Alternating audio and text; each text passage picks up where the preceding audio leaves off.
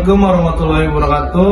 Perkenalkan, saya Muhammad Fikri dari kelompok 2 yang beranggotakan yang pertama ada Cucu Amelia, terus saya sendiri Muhammad Fikri, terus Muhammad Saidan Hakim, Rivaldo, Teguh Mu'alif, dan Yang Merawan.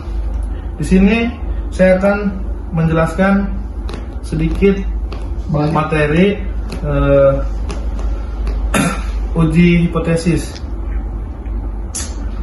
Uji hipotesis merupakan metode pembuktian empiris untuk mengkonfirmasi atau menolak sebuah opini ataupun asumsi dengan menggunakan data sampel. Hipotesis berasal dari bahasa Yunani, yaitu hupo, artinya adalah lemah, rendah, dan tidak kuat. Tesis artinya teori, asumsi, pendapat, atau penyataan. Berdasarkan definisi tersebut, kita bisa menyimpulkan bahwa hipotesis juga bisa diartikan sebagai teori yang sifatnya lemah dan masih perlu dibuktikan kebenarannya. Ada banyak sekali hipotesis di dunia ini. Tentunya tidak semua hipotesis dapat diuji dan tidak semua hipotesis menjadi hal yang penting untuk diuji. Hal-hal ini dikarenakan pengujian hipotesis juga membutuhkan dukungan dana, waktu, dan tenaga. Dengan memahami uji hipotesis, kita akan semakin paham dengan pengertian statistik itu sendiri. Terus ada hipotesis statistik, sebuah pernyataan tentang parameter yang menjelaskan sebuah populasi atau bukan sampel. Terus statistik, angka yang dihitung dari sekumpulan sampel. Hipotesis nol, sebuah hipotesis yang berlawanan dengan teori yang akan dibuktikan.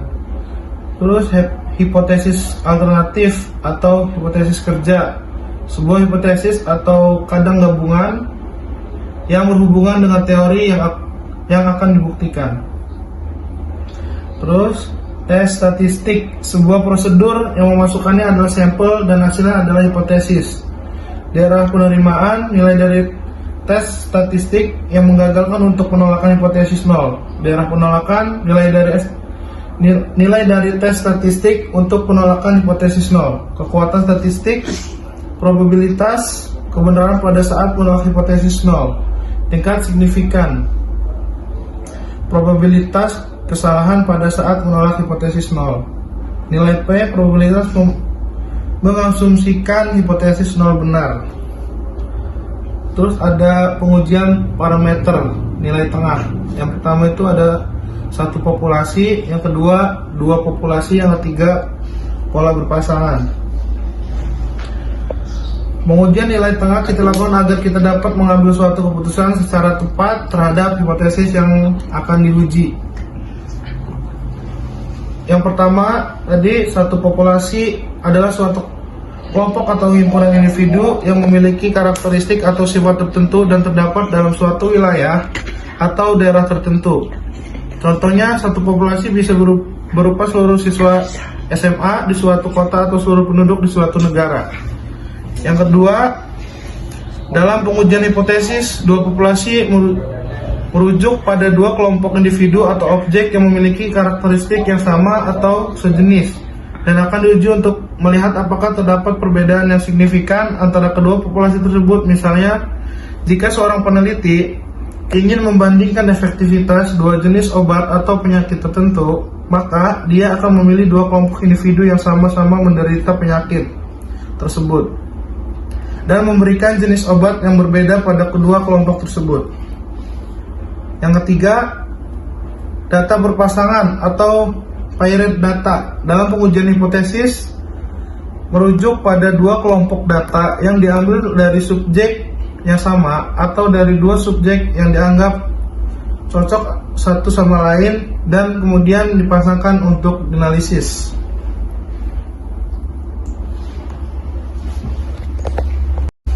Selanjutnya akan saya sampaikan. Nama saya Muhammad Saidan Hakim, kelas A2. Selanjutnya yaitu pengujian parameter proporsi. A. Satu populasi. Dalam pengujian parameter proporsi, satu populasi merujuk pada himpunan semua elemen atau anggota yang memiliki karakteristik yang sama. atau setidaknya mirip dan relevan dalam hal pengujian yang sedang dilakukan. Misalnya, jika kita ingin menguji apakah persentase orang dewasa yang merokok di suatu kota sama dengan 30%, maka populasi akan terdiri dari seluruh orang dewasa di kota tersebut. Yang B, dua populasi. Dalam pengujian parameter proporsi, dua populasi merujuk pada dua kelompok atau kategori yang dibandingkan untuk melihat apakah proporsi yang ditemukan di dalamnya berbeda secara signifikan atau tidak. Populasi pertama dan kedua harus saling independen, yaitu satu tidak dipengaruhi oleh yang lain. Contohnya, kita dapat membandingkan proporsi orang yang merokok di antara populasi perokok pria dan perokok wanita, atau proporsi mahasiswa yang lulus ujian pada Universitas A dan Universitas B. Pengujian ragam. Untuk menguji perbedaan antara dua populasi, kita dapat menggunakan uji hipotesis yang sesuai seperti uji Z atau uji T, tergantung pada apakah sampel besar atau kecil dan apakah deviasi standar populasi diketahui atau tidak. Uji hipotesis ini membantu kita menentukan apakah perbedaan dalam proporsi antara dua populasi signifikan secara statistik atau hanya akibat kesalahan acak. Pengujian ragam atau variance testing adalah suatu teknik statistik yang digunakan untuk menguji apakah variasi atau keragaman dalam suatu populasi adalah sama atau berbeda. Hal ini dilakukan dengan membandingkan variasi dalam satu kelompok dengan variasi dalam kelompok lainnya.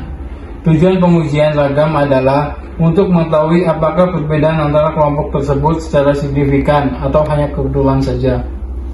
Selanjutnya yaitu ada studi kasus jurnal yang berjudul Analisis Pengaruh Modal Kerja Terhadap Profitabilitas pada Industri Telekomunikasi di Indonesia. Penulis Veronica Reiminda, Sri Murni Ivone Sairang, tahun 2016. Rumusan masalah jurnal. Untuk mengetahui pengaruh modal kerja terhadap laba bersih pada perusahaan telekomunikasi yang ada di Indonesia, dalam hal ini menggunakan variabel perputaran modal kerja bersih, perputaran persediaan, perputaran piutang, dan perputaran kas. Sampel yang digunakan adalah data laporan keuangan tahunan PT Indosat Tbk, PT Axiata Tbk, dan PT Bakri Telekom Tbk selama 8 tahun dari 2007 sampai 2014. Warahmatullahi wabarakatuh. Saya Merawan dari kelas A2 ingin melanjutkan presentasi yang dipresentasikan oleh teman saya, yaitu metode penelitian. 1. Jenis penelitian yang digunakan dalam penelitian ini adalah jenis penelitian asosiatif dan korelatif, yaitu menurut Arif Kunto 2006 menyebutkan bahwa penelitian korelatif merupakan penelitian yang bertujuan untuk menemukan ada atau tidaknya hubungan, berapa erat hubungan tersebut, dan berarti tidaknya hubungan tersebut. Untuk menghitung besarnya korelasi dapat digunakan metode statistik. Yang kedua ada lokasi dan waktu penelitian. Penelitian ini dilaksanakan di PT Indosat Tbk cabang Manado. Waktu penelitian pada bulan Agustus sampai Oktober tahun 2015. Yang ketiga ada populasi dan sampel. Populasi dalam penelitian ini adalah 3 perusahaan telekomunikasi di Indonesia, yaitu PT Indosat Tbk, PT XL Axiata, dan PT Bakri Telekom. Sampel adalah laporan keuangan 3 perusahaan telekomunikasi yang terdaftar di BI periode tahun 2007 sampai dengan 2014. Selanjutnya ada metode pengumpulan data. Metode pengumpulan data yang digunakan adalah menggunakan metode dokumentasi, yaitu metode yang menghimpun informasi dan data melalui metode studi pustaka, eksplorasi literatur, dan laporan keuangan yang dipublikasikan oleh perusahaan. Selanjutnya ada hasil penelitian, yaitu 1. Analisis perputaran persediaan. Di sini ada tabel analisis perputaran persediaan. Dari tabel 2 itu dapat dilihat bahwa PT Indosat Tbk cenderung mengalami kenaikan dalam perputaran inventorinya. Perputaran tertinggi pada tahun 2013, perputaran tertinggi yang dimiliki oleh PT XL Axiata terjadi pada tahun 2009. Sedangkan pada PT Bakri Telekom perputaran inventorinya tertinggi pada tahun 2012. Kemudian ada analisis perputaran piutang. Dari tabel 3 dapat dilihat bahwa ketiga perusahaan telekomunikasi ini cenderung memiliki nilai yang fluktuatif dalam perputaran piutangnya. Rata-rata nilai perputaran piutang tertinggi adalah pada PT XL Axiata Tbk. Hal itu dipengaruhi oleh tinggi atau rendahnya nilai rata-rata piutang. Semakin tinggi nilai piutang, maka dianggap perusahaan tidak optimal dalam melakukan penagihan nilai piutang perusahaan. Hal yang tergambar dalam rahasia perputaran piutang adalah memberikan pemahaman tentang kualitas piutang dan kesuksesan penagihan piutang.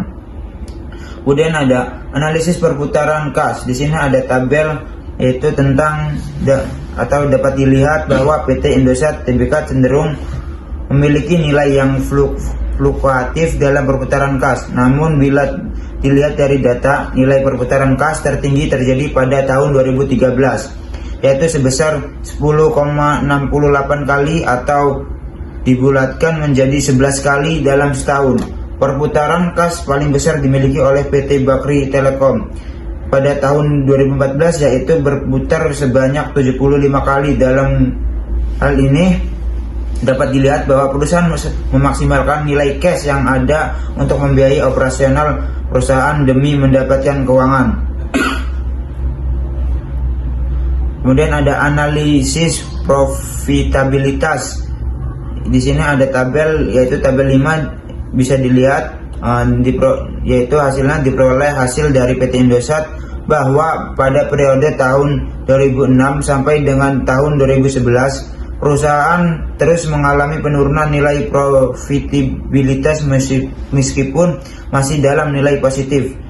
Namun pada tahun 2013 nilai profitabilitas turun ke dalam nilai negatif dan membaik pada tahun 2016. Hal ini dapat juga dikatakan bahwa perusahaan mengalami kerugian dalam periode tahun 2013 dan 2014. Timbul kontradiksi bahwa di saat nilai perusahaan mengalami kerugian, penjualan terus naik, namun laba bersih perusahaan mengalami penurunan bahkan kerugian. Sedangkan pada PT XL Axiata pada PT XL penjualan XL Axiata Tbk memiliki nilai net profit margin terbesar pada tahun 2010 dan setelah itu mengalami penurunan hingga mengalami kerugian di tahun 2014. Kejadian yang sama juga dialami PT Bakri Telekom Tbk, namun pada tahun 2014 kerugian luar biasa dialami oleh perusahaan ini hingga nilai hutangnya sudah melebihi nilai aset yang ada sehingga perusahaan terancam bangkrut. Hal itu terjadi akibat naiknya beban pendapatan yang harus dipenuhi perusahaan. Dalam hal ini kewajiban jangka pendek, beban jasa telekomunikasi, pemasaran program, loyalitas pelanggan, sewa menara, dan hal lainnya. Perusahaan hendaknya melakukan efisiensi dalam mengelola beban pendapatannya. Mulai. Perkenalkan, nama saya Cucu Amelia. Saya akan melanjutkan materi yang tadi. Analisis regresi linear berganda. Di sini ada tabel. Berdasarkan tabel di atas, terlihat bahwa ada 4 variabel bebas yang bisa digunakan di dalam model penelitian. Dengan demikian, dari hasil analisis regresi linear berganda diperoleh model persamaan sebagai berikut.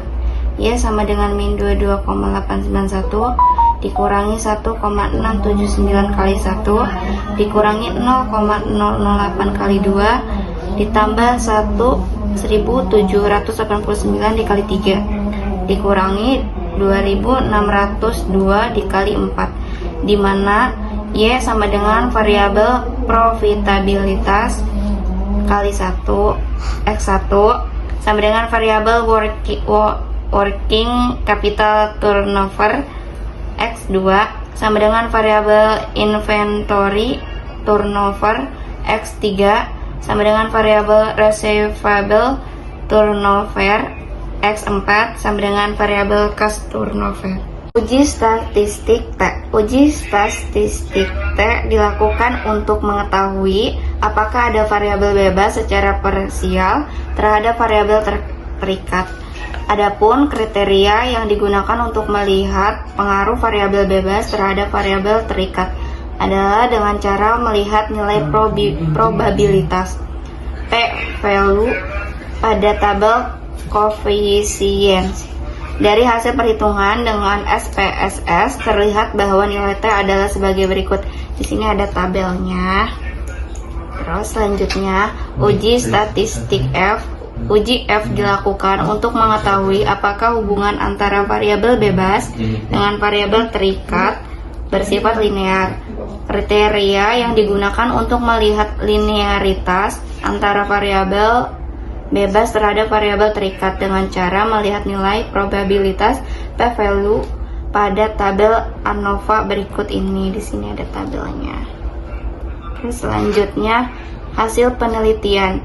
Hasil pengujian hipotesis pertama diperoleh hasil 0,353. Disimpulkan perputaran modal kerja bersih tidak berpengaruh secara signifikan terhadap laba bersih.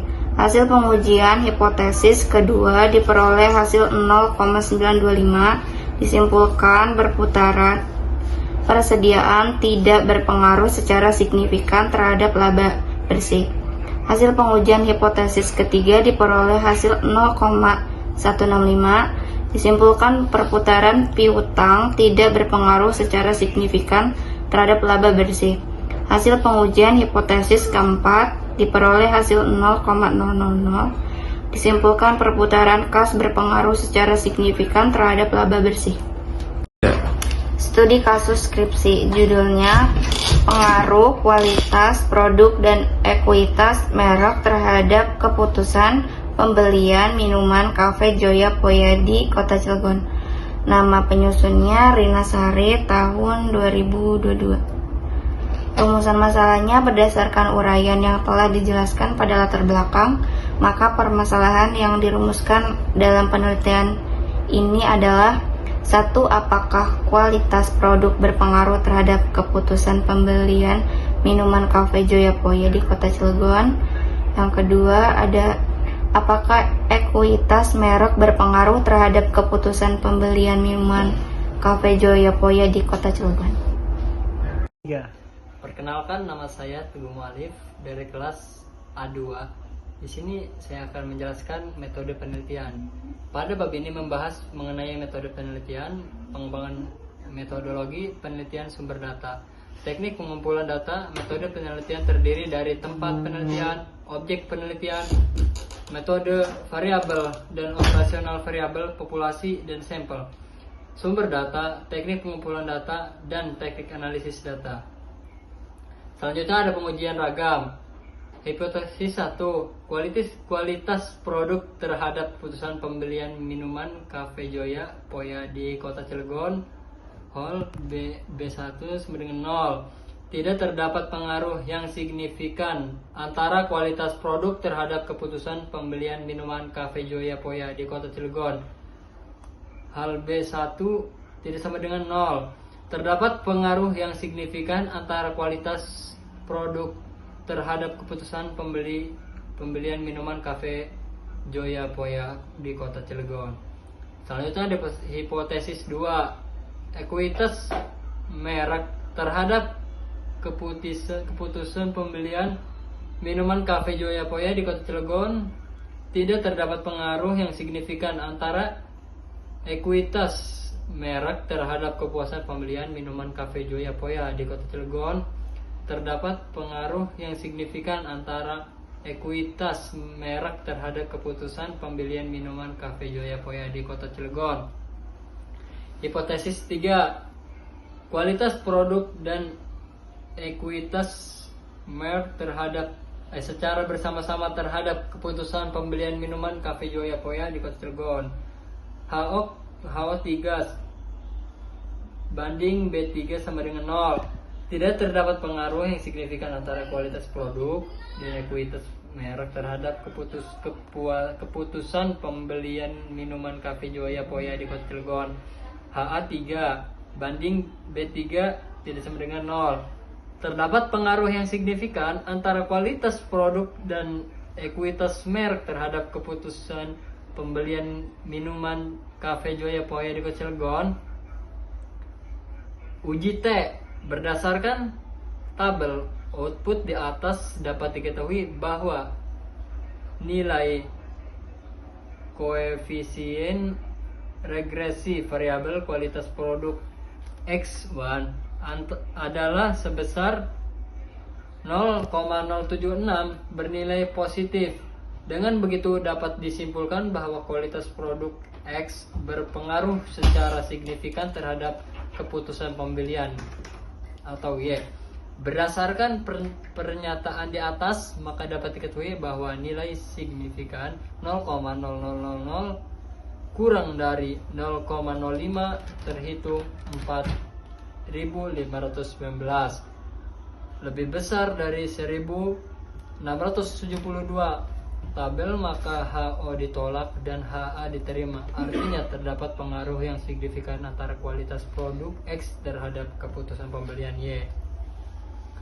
Selanjutnya ada uji hipotesis 2. Berdasarkan tabel output di atas dapat diketahui bahwa nilai koefisien referensi variabel likuiditas merek adalah sebesar 0,787 bernilai positif. Dengan begitu dapat disimpulkan bahwa ekuitas merek berpengaruh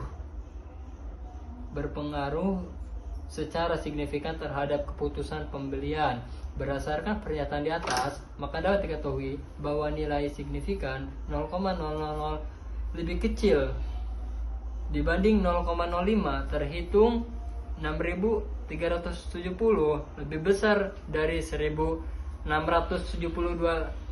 label, maka HO ditolak dan H diterima. Artinya terdapat pengaruh yang signifikan antara ekuitas merek terhadap keputusan pembelian.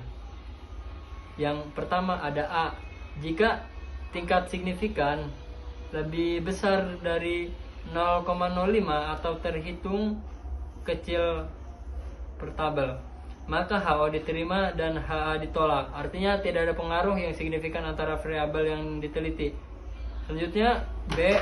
Jika tingkat signifikan kurang dari 0,05 atau terhitung lebih besar dari tabel, maka HO ditolak dan HA diterima. Artinya ada pengaruh yang signifikan antara variabel yang diteliti. Cukup sekian. 1. Ingin memperkenalkan diri, nama saya Rivaldo Pangitan Sagala dari kelas A2. Di sini saya akan melanjutkan uji F. Uji F pada dasarnya menunjukkan apakah semua variabel bebas yang dimasukkan dalam model mempunyai pengaruh secara bersama-sama terhadap variabel terikat. With in dapat dilakukan dengan membandingkan F hitung dengan F label. Setelah dilakukan uji F, diperoleh F hitung sama dengan 40,757. Sedangkan untuk mencari nilai F tabel terlebih dahulu, yang dicari derajat-derajat kebebasan pembilang dan derajat kebebasan penyebut. Rumus untuk mencari DFL dan DF2 adalah DFL sama dengan 2 kurang 1 sama dengan 1. Berdasarkan perhitungan didapat nilai untuk F tabel yaitu 4,01 dengan taraf nyata sebesar 0,05. Dengan begitu dapat disimpulkan bahwa terdapat pengaruh yang signifikan antara kualitas produk dan ekuitas merek terhadap keputusan pembeli minuman Cafe Joya Poya di Kota Cilegon. Hasil penelitian. A. Pengaruh kualitas produk atau X terhadap keputusan pembeli. Pada variabel kualitas produk, terhadap pengaruh yang signifikan antara kualitas produk terhadap keputusan pembeli. Minuman Cafe Joya Poya di Kota Cilegon, dalam uji T terdapat dilihat bahwa T hitung lebih besar tabel dengan tingkat signifikan sebesar 0,000 kurang dari 0,05. Dengan begitu dapat disimpulkan bahwa terdapat pengaruh signifikan antara kualitas produk terhadap keputusan pembelian minuman Cafe Jova Pova di kota Cilegon. Penelitian ini didukung hasil penelitian Andika Ananggadipa. Dalam uji T dapat dilihat bahwa T hitung lebih besar dari tabel dengan jumlah nilai 7,676 lebih besar dari 2,010 dengan tingkat signifikan sebesar 0,00 lebih kecil dari 0,05, di mana kualitas produk berpengaruh signifikan terhadap keputusan pembelian. B. Pengaruh ekuitas merek terhadap keputusan pembelian. Pada variabel ekuitas merek terhadap pengaruh yang signifikan antara ekuitas merek terhadap keputusan pembeli, minuman Cafe Jova Poya di kota Cilegon. Dalam uji T dapat dilihat bahwa T hitung lebih besar dari T tabel dengan jumlah nilai 6,370 lebih besar dari 1,672 dengan tingkat signifikan sebesar 0,00 lebih kecil dari 0,05. Dengan begitu dapat disimpulkan bahwa terdapat pengaruh yang signifikan antara ekuitas merek terhadap keputusan pembelian minuman Cafe Jova Poya di kota Cilegon. Penelitian ini didukung oleh hasil penelitian Junior Puji Astuti. Dalam uji T dapat dilihat bahwa T hitung lebih besar dari T tabel dengan tingkat signifikan sebesar 0,000 lebih kecil dari 0,05, di mana ekuitas merek berpengaruh signifikan terhadap keputusan pembelian. C. Pengaruh kualitas produk X dan ekuitas merek terhadap keputusan pembelian. Dilihat dari hasil uji F, yang dimana F hitung lebih besar dari F label dengan nilai 40,757 lebih besar dari 4,01. Dengan demikian, HO ditolak dan HA diterima dengan tingkat signifikan dengan nilai 0,000 lebih kecil dari 0,05. Dapat disimpulkan terdapat pengaruh signifikan antara kualitas produk X dan ekuitas merek X terhadap keputusan pembelian. Y. Minuman Cafe Jova di kota Cilegon. Penelitian ini didukung oleh hasil penelitian Andika Ananggadipa. Dalam uji F dapat dilihat bahwa F hitung lebih besar dari F tabel dengan jumlah nilai 29,357 lebih besar dari 2,79 dengan tingkat signifikan sebesar 0,000 lebih kecil dari 0,05, di mana ekuitas merek berpengaruh signifikan terhadap keputusan pembelian. Cukup sekian dari kelompok kami, kurang lebihnya mohon maaf. Terima kasih.